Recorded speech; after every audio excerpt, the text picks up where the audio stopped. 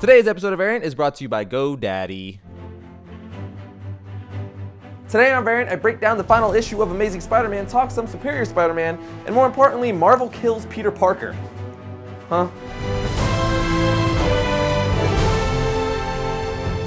Welcome to Variant, where we love comics more than I want to punt Taylor Lautner in the face area. I'm your host, Arris.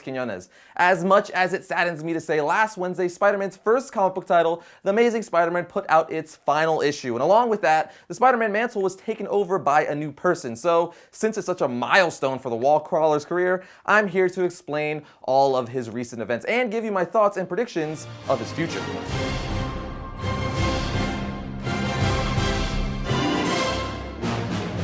So by now, you've already been given a spoiler warning, so I'm just gonna jump right into it. Marvel last Wednesday killed Peter Parker. Straight up killed him. He's dead. Deceased, swimming with the fishes, 6 feet underground, pushing up daisies. But before I go any further into that, let's go back. Let's see how we got there. I'm gonna Quentin Tarantino it, if you will. To sum it up, if you haven't been keeping up with Spider-Man for the last several months or so, all you really need to know in a nutshell is that Dr. Octopus is dying from cancer, so he pulls a Freaky Friday with Peter Parker using a gold Autobot in order to survive. Then boom, they swap bodies. So Peter Parker's mind is in Doc Ock's body, and Doc Ock's mind is in Peter Parker's body. Now that I gave you the clip notes, let's talk about Amazing Spider-Man 700. Like I just said, this is the last issue for Amazing Spider-Man, as the new Marvel Now title, Superior Spider-Man, will be taking over come next week. The Amazing Spider-Man comic has been around since 1963, 50 years, and was Spider-Man's first solo comic book. I mean, I grew up reading this title, and it had a big part of what got me into comics, as I'm sure it did for a crap ton of other people. And pretty much like 80% of all the Spider-Man villains we love were introduced in this title, like the Lizard, Green Goblin, Sandman, Mysterio, Electro, and many more. So, needless to say, to bring an iconic book like this to an end is a very big deal, and kind of shocking and a bold move on Marvel's part. I'm not happy at all that they're getting rid of this title completely. Not one bit. I really wish they would have went DC's route and just renumbered the book back to 1. I mean, that would have made a lot more sense, or at least would have been a lot more pleasing to the fans. It's pretty much the equivalent of getting rid of a title like Action Comics that's been Superman's comic since 1938. You just don't do it. Renumber it, fine. Get rid of it entirely? No. Anyway, I've ranted about that long enough. Getting into issue 700 of The Amazing Spider-Man, it starts off with Peter Parker, who's really Doc Ock, trying to get some yum yum gimme some from Mary Jane, but that goes awry. Flash 2, Doc Ock, who's really Peter Parker, escaping from prison due to Scorpion, Hydro, and Trapster breaking him out. They then take Peter Doc, as I've dubbed him, back to one of Otto's hidden bases to hook his life support up to an old pair of his arms. Trapster short circuits it, and Peter Doc gets 3 minutes of heaven. No. Not that kind of heaven, get your minds out the gutter. He basically sees all the people close to him that have died, like Gwen Stacy, his parents, Uncle Ben, who tells him he can't die yet, not until after he stops Otto. Flash forward a little bit, since this book is kind of big, it's around 52 pages long since it's the last issue. It also has an $8 price tag, so yes, be prepared to dish out twice as much as you normally would. Anyway, jumping ahead a bit, like I just said, we are now at Avengers Tower, where there's no Avengers there, like Peter Doc thought there would be to help him, because Octospidey, as I call him, you guys lost? Didn't think so. Has them all distracted fighting his robots elsewhere. Peter Parker sends Scorpion and Hydro after him, which eventually leads to Octospidey punching Scorpion's jaw clean off. Yeah, you heard me right. He punched his jaw off. As cool as I thought that was, apparently the real Peter Parker didn't. The real Peter Parker, or say it with me, Peter Doc, then screams, "What have you done?" to Octospidey, and threatens him.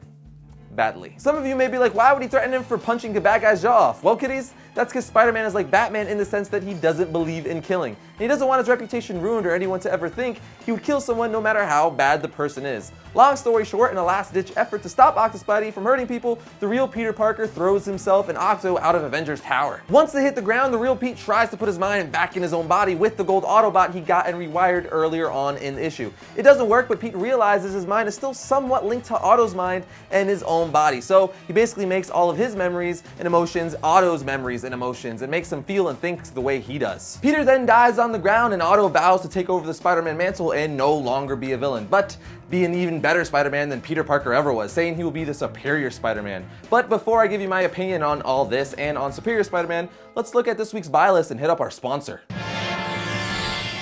GoDaddy Web Hosting delivers the most reliable hosting available. They call it 4th generation hosting, and it offers many features that the competitors just do not. And right now they've got a great deal that will save you some serious dinero. Use the code VARIANT15 to get a .com domain for only $7.99 to get a .com domain from GoDaddy.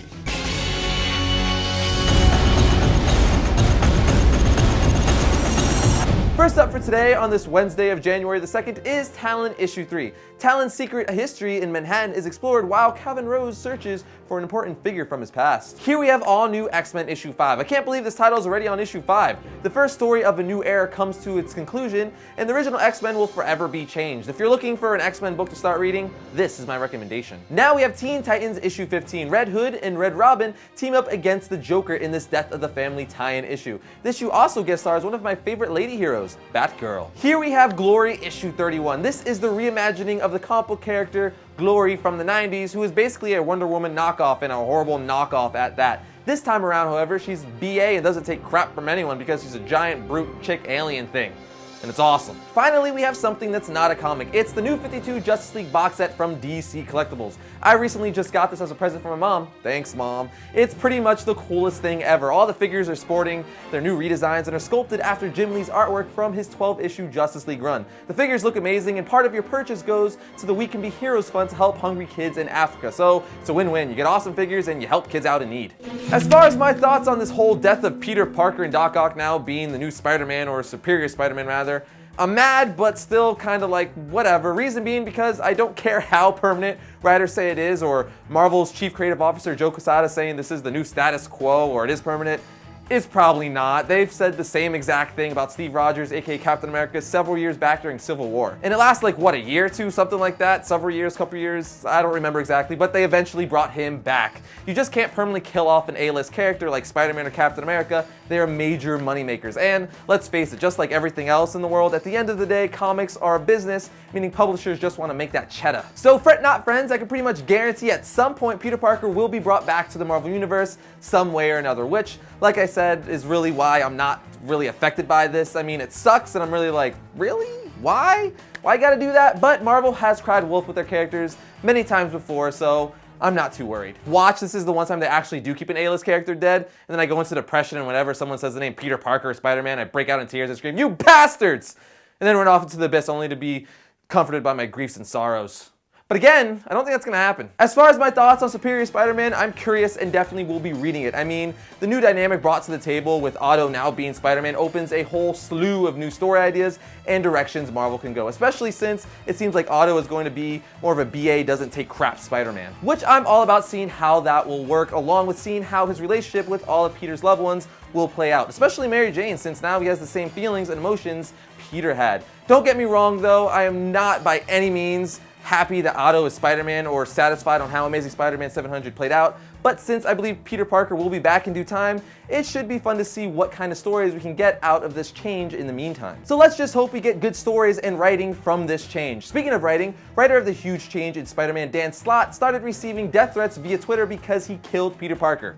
Given I'm not at all happy that he and Marvel decided to do this, but dang people, we are talking about fictional characters here. Killing off a fake character does not equal threatening an actual person's life. That's just pathetic and stupid. Summary, not at all happy they killed Pete. I'm sure they will bring him back eventually, but I am curious to see Otto as Superior Spider-Man. Could make for some pretty cool stories, but even if it does, it's not gonna feel right until the real Peter Parker is back under the mask.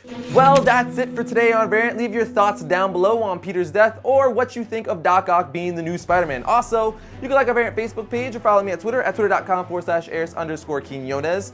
And there will be no episode of Variant next week. Sorry. I promise, after that, I will be back in full force once a week, like normal. I promise. Oh, and not next week, but the week after that, I'll be talking about Scott Snyder's current Batman Death of the Family story arc. Heck yeah! See you then.